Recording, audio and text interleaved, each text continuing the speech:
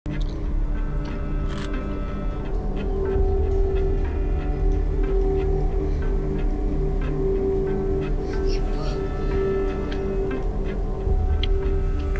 titigil din yung pagdugal nito. Dali, tawag ako ng ambulansya. Pinuntahan kita kasi hindi sana akong tawad. Hindi ko alam may hiligtas pala.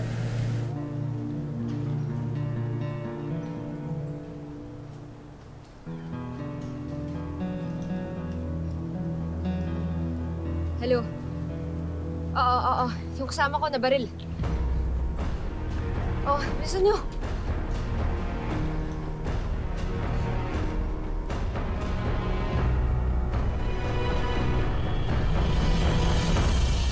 Maayos ang trabahong ginawa mo sa akin. Pati yung anak kong PBI agent, napaniwala na totoo lahat ng papeles na galing sa'yo.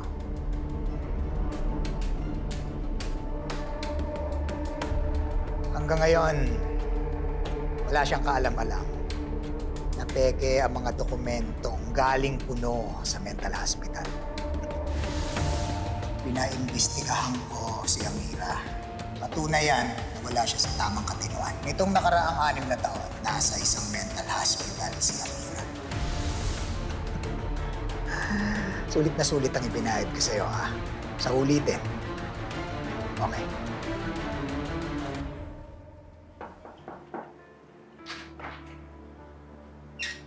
Had, Seb?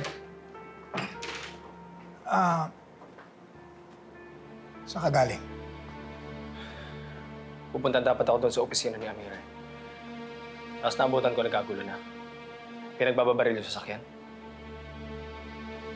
Dad, alam ko galit ka kay Amira dahil sa nangyari kay Tito Santi. Diretsuhin mo na ako. Ako na naman ba pinagsususpetsahan mo? Na ako ang nagdala ng babaril kay Amira? Ako rin, Dad. Gusto kong malaman ng totoo.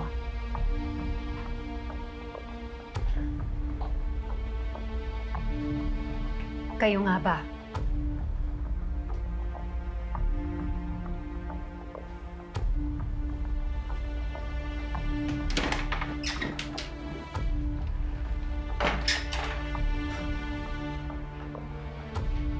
Niniwala ka ba talagang kaya kong ipapatay ang kapatid mo?